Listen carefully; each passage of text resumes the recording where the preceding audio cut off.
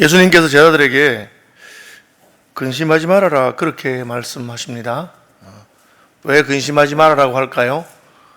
근심하는 게 보이니까, 근심하고 걱정하니까 근심하지 말아라 그렇게 말한 거 아니겠어요? 세상 모르는 아이가 빵긋빵긋 웃고 있는데 얘야 근심하지 말아라 그렇게 할 리는 없겠죠. 마음에 여러 가지 근심과 걱정이 있어 보이니까 근심하지 말아라 그렇게 말씀한 것으로 생각이 됩니다. 그런데 근심이 없나요? 근심하지 않을 수가 있나요? 뭘 모르는 아이들이면 모르지만 우리가 나이가 들고 세월이 지나면 참 근심할 것이 많은 것 같아요. 그래서 오죽하면 찬송가에도 이 세상에 근심된 일이 많고 참 평안을 몰랐구나 그렇게 말했겠습니까? 다른 종교에서도 인생은 고해라, 고난의 바다와 같다 그렇게 말하고, 번뇌가 108가지나 있다, 108번뇌가 있다 그렇게 말하고 한 이유가 다 인생의 근심과 걱정이 많은 것을 말하는 것이라고 생각이 됩니다. 본질적으로 우리가 에덴 동산을 떠난 다음부터 우리 삶에는 여러 가지 근심들이 있죠.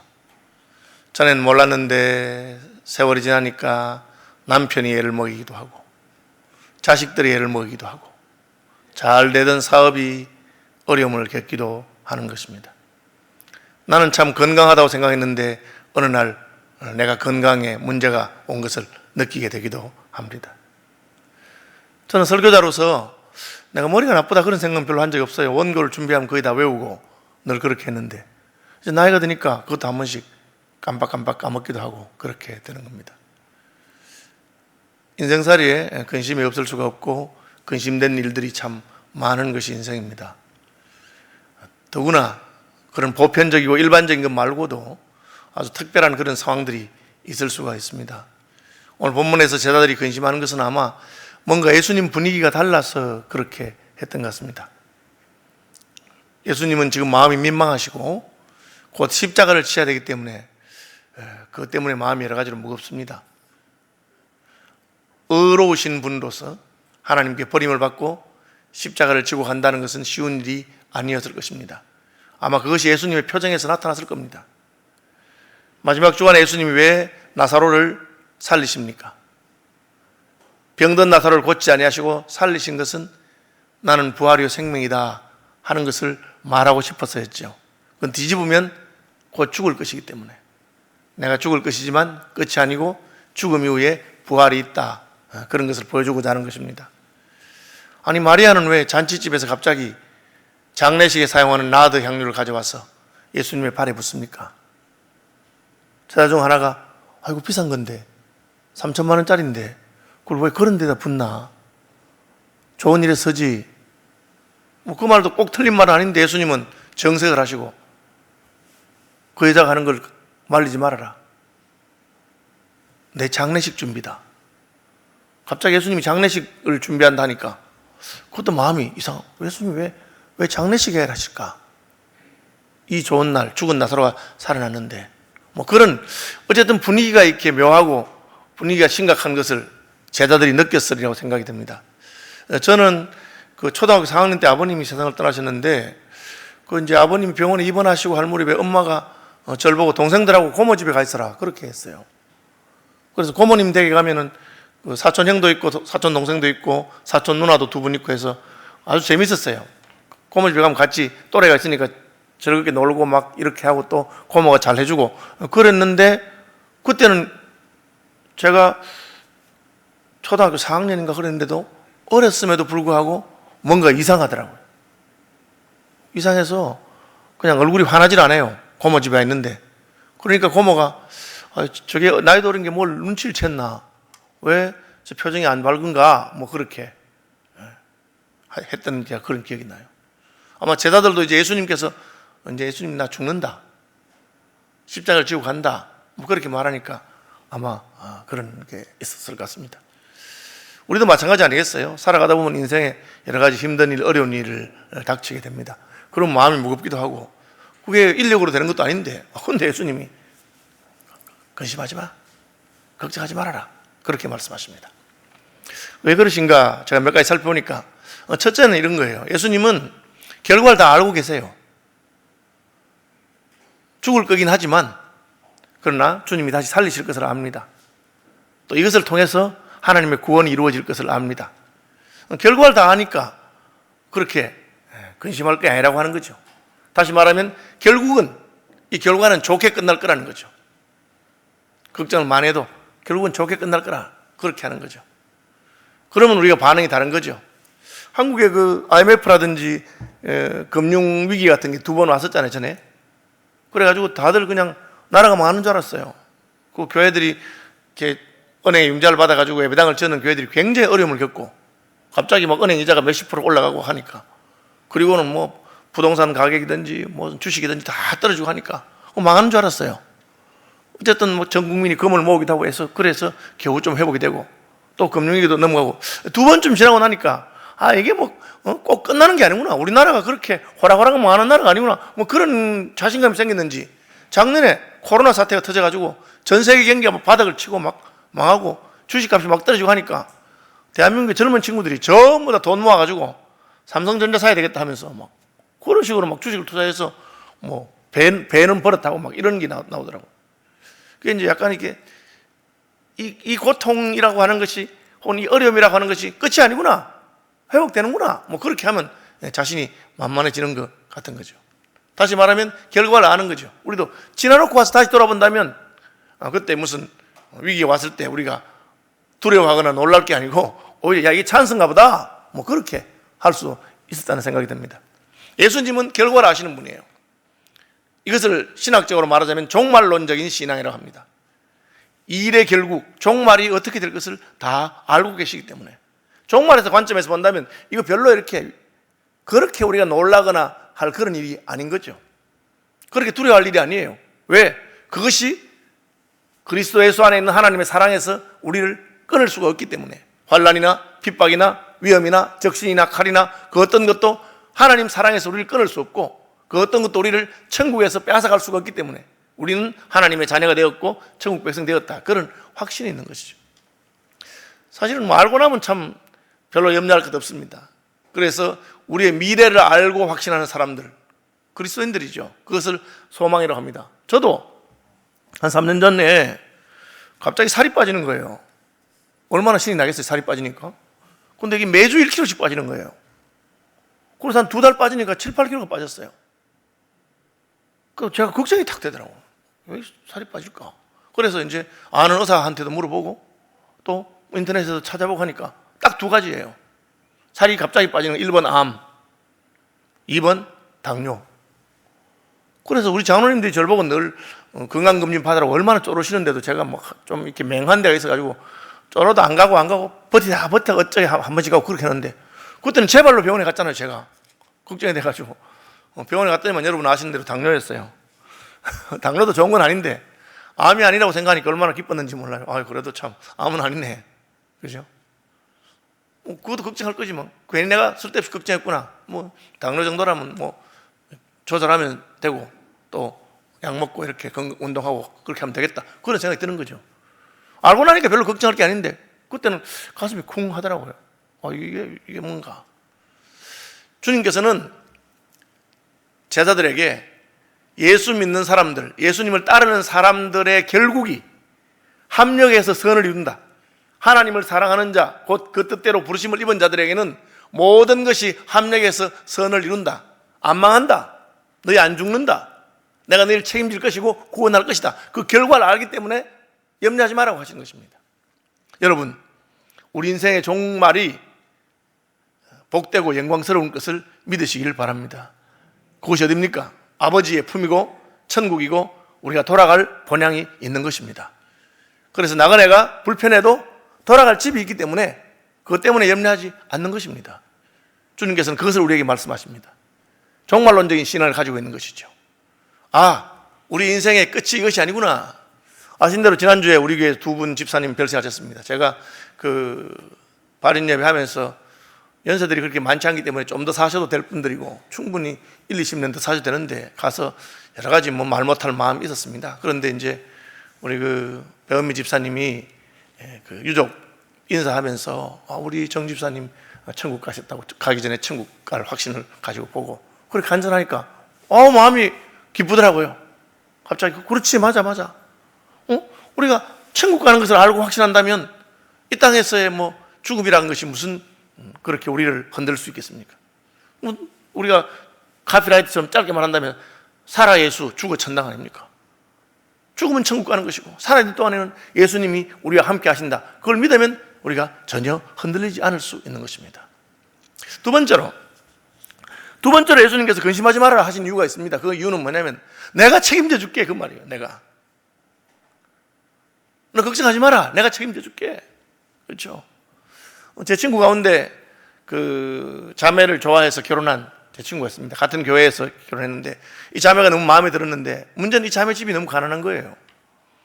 제 친구 집은 부잣집이고, 그래서 프로포즈를 하니까 이 자매가 자기는 혼수를 할 돈이 없고 자기는 대학 졸업해서 직장생활 하면서 집안을 일으켜야 되고 아버님 안 계시고 어머님하고 동생들이 있는 동생을 어떻게 자기가 책임져야 되고 그렇게 했어요.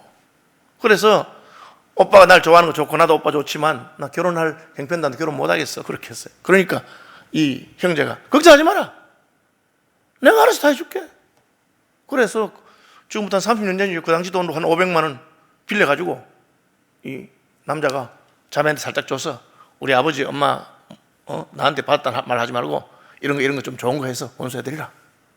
집도 내가 얻고 그다음 결혼해서 지금은 둘 다 교수입니다만 아내가 버는 돈은 자기 여동생 공부시켜서 의사 만들고 그렇게 할 때까지 다 그렇게 해줬어요. 그러니까 나는 아마 집안 형편이 이래서 결혼 못 할 거야, 그냥 혼자 살아야 될 거야, 그래서 생각했던 자매가 결혼해서 잘 살죠. 왜? 남자가 책임져 주니까.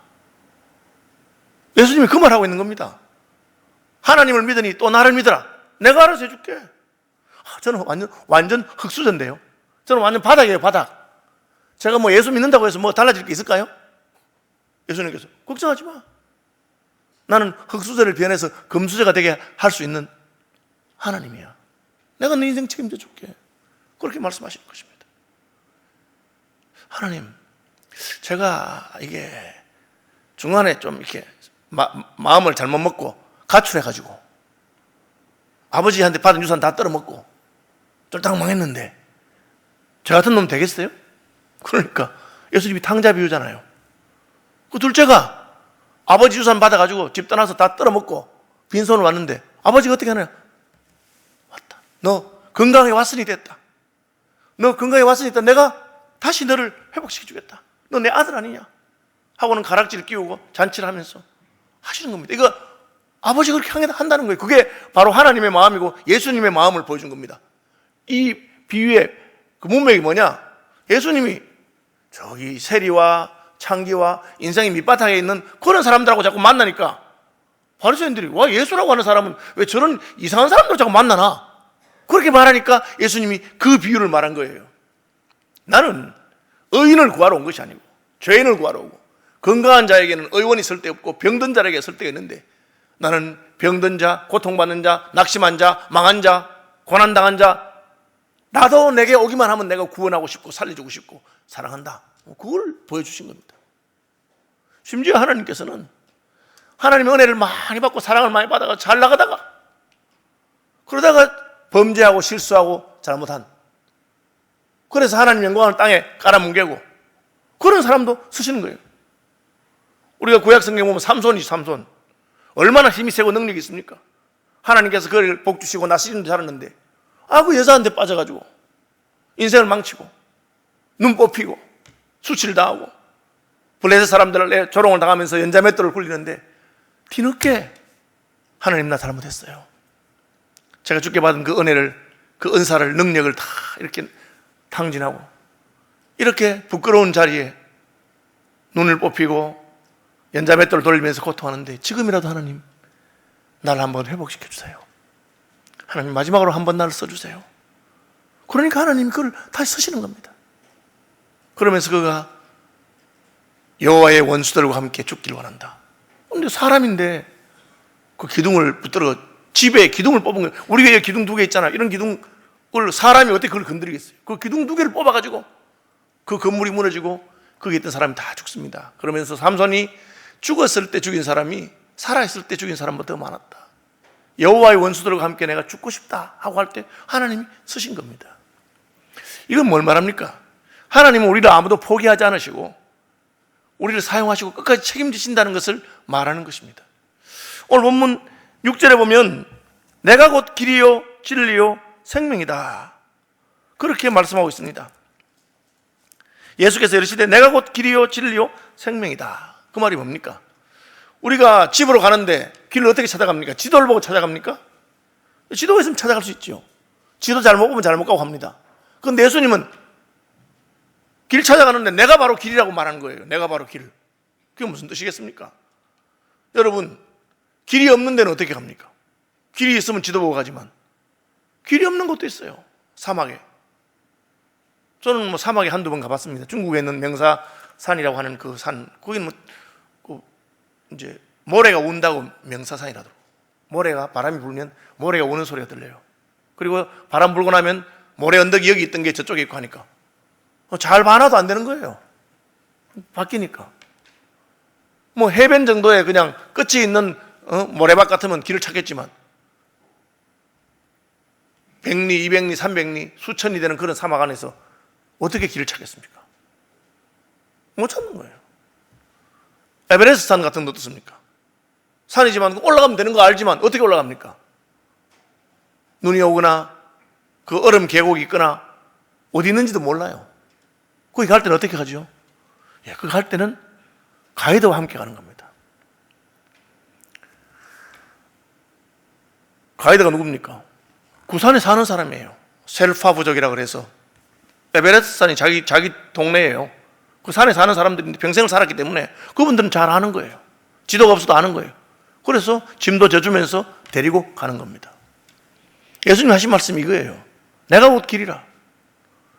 가는데 세 갈래 길이 나왔습니다. 오른쪽, 왼쪽, 가운데 어디로 갈까?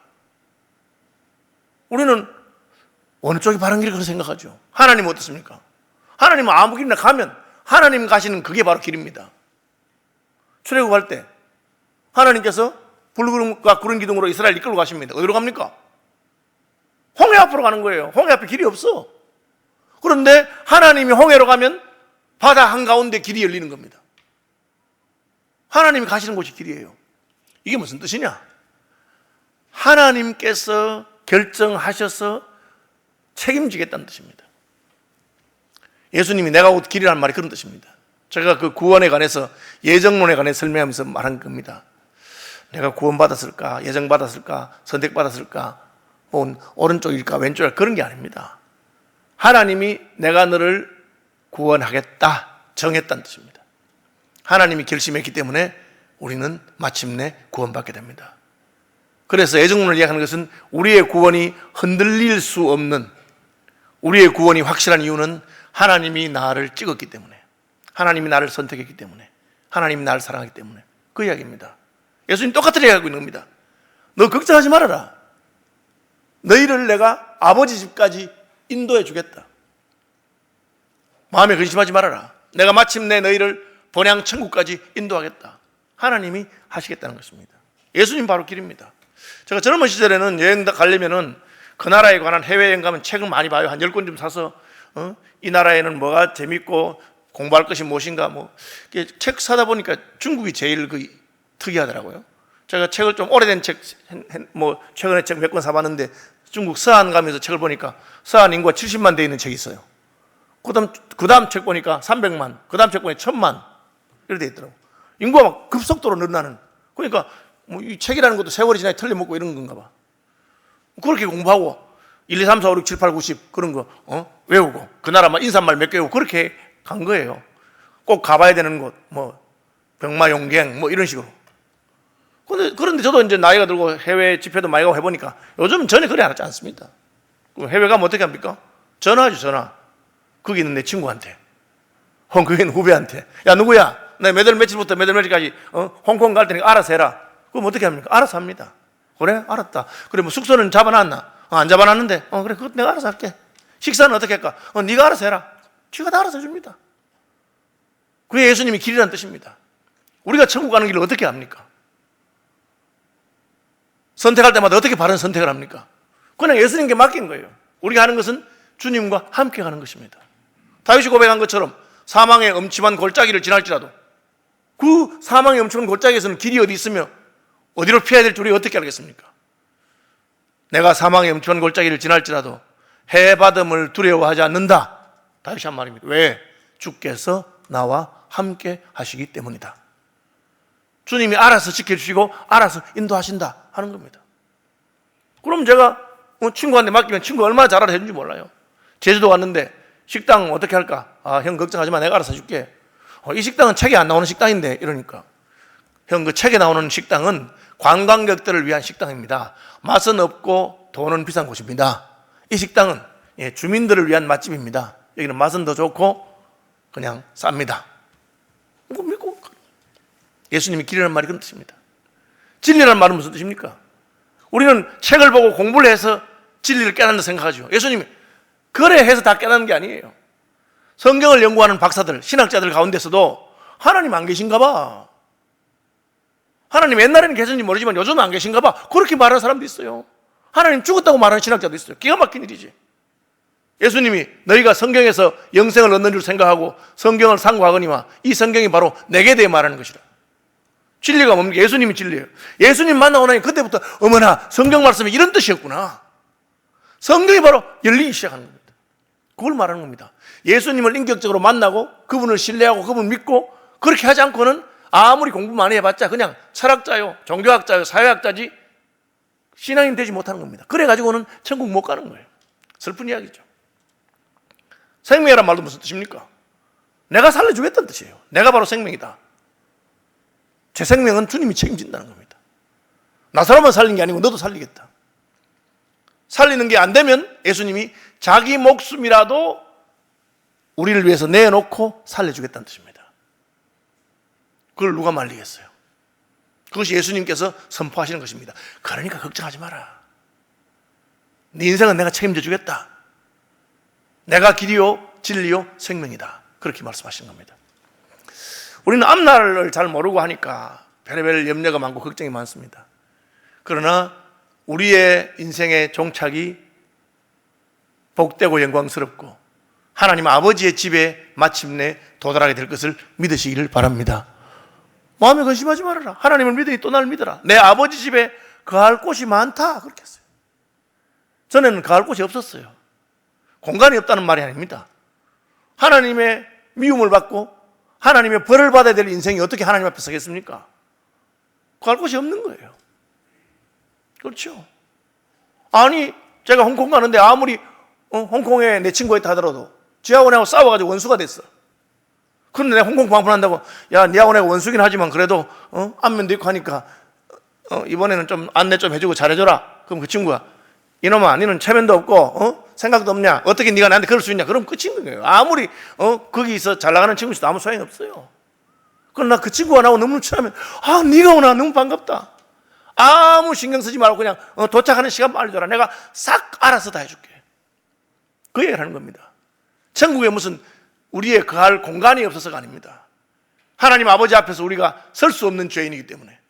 그런데 예수님이 그거 내가 알아서 할게. 어떻게 알아서? 예수님이 우리 손잡고 데려간다는 거예요. 데려가서 하나님 앞에 소개하는 겁니다. 뭐라고 소개합니까? 제 신부입니다. 아버지, 제 신부입니다. 죄인 아니었어? 맞습니다. 그래서 제가 그 죄 때문에 십자가에 죽은 거 아버지 기억하시죠? 저를 본듯이 여기시고 사랑해 주세요. 끝난 겁니다. 그것이 내가 너희를 위해서 처소를 예비하러 간다는 말이 그런 뜻입니다. 하나님께서 우리를 위해서 예수께서 우리를 위해 십자가를 지시고 죽으심으로 하나님 아버지 집에 우리의 처소가 있도록 그렇게 하신다는 것이 처소를 예비하러 간다는 뜻입니다.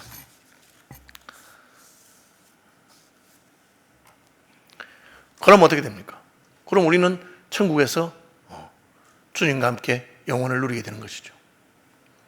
우리 어떻게 살아야 됩니까? 소망 가운데 기뻐하며 살아야 됩니다.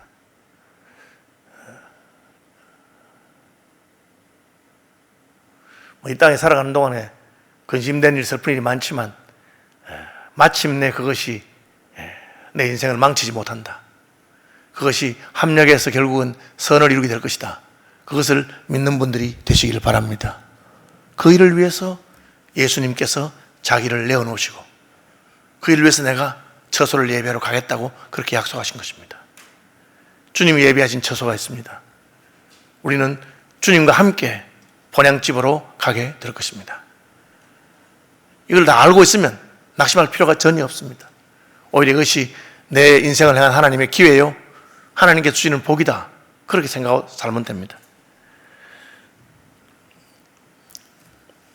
근데 예수님 성천하시잖아요. 성천하시잖아. 그럼 가신 다음에 그럼 누가 우리 가요? 그래서 예수님이 내가 성천하기 때문에 너희에게 성령을 보내주겠다, 그렇게 말씀하십니다. 목사님 말씀은 참 지당하신 말씀이고 옳은 말씀 같은데, 근데 저는 별로 이렇게 근심이 자꾸 되고 기쁨이 없고 예수님이 생명이라는데 생명력이 없고 그렇습니다. 왜 그렇습니까? 예수님께서 주시는 것이 성령을 통해서 우리에게 주어지기 때문에 그렇습니다. 제 아들이 유학 갔을 때 내가 따라가면 문제가 없어요. 영어도 하고 하니까 모든 수속 같은 거 해주고 집도 얻어주고 다 하고 하면 돼요. 혼자 보낸단 말이에요. 그럼 어떻게 합니까? 제가 뭘 하나 지어서 보냅니다. 뭘 지어 보냅니까? 야, 이거 내 신용카드다. 너 어른을 이거 써라. 그러면 내 신용만큼 지어 쓸 수 있는 거예요. 내 신용카드를 가지고. 그렇죠? 돈 문제는 그렇게 하면 해결되는 거예요. 그 다음에 안내하고 이런 거는 거기 내 친구 누가 있는데 내 공항 가면 내 친구가 나와서 알아서 다 해줄 거다. 가디언이죠. 다 해주는 겁니다. 그걸 예수님께서 말씀하신 것이 성령입니다. 그래, 내가 아버지께 가면 하나님 아버지 약속한 성령을 보내줄 거다.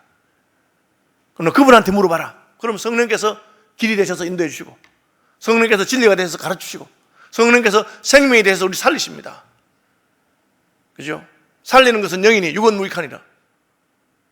예수 믿으면서 예수님께서 우리를 아버지 집으로 인도하시는 동안에 근심거리, 걱정거리, 염려, 문제, 이 모든 것이 한 방에 해결되는 방식이 무엇이냐? 예수님 보내신 성령에게 우리가 물어보고 그분한테 부탁하고 그분과 동행하고 하는 것입니다. 이 부분이 안 돼 있으면 선언적으로는 예수를 믿고 이 신분상은 예수 믿는 사람인데 실제로는 예수 믿어도 늘 근심 걱정이 있고 늘 문제 해결 보지 못하고 길 헤매고 그렇게 하는 겁니다. 그래서 예수 믿는 우리들은 예수님께서 보내신 성령의 충만함을 받고 성령의 인도함을 받고 그 성령의 생명력 안에서 살아가는 그런 분 되시기를 주님 이름으로 축복합니다.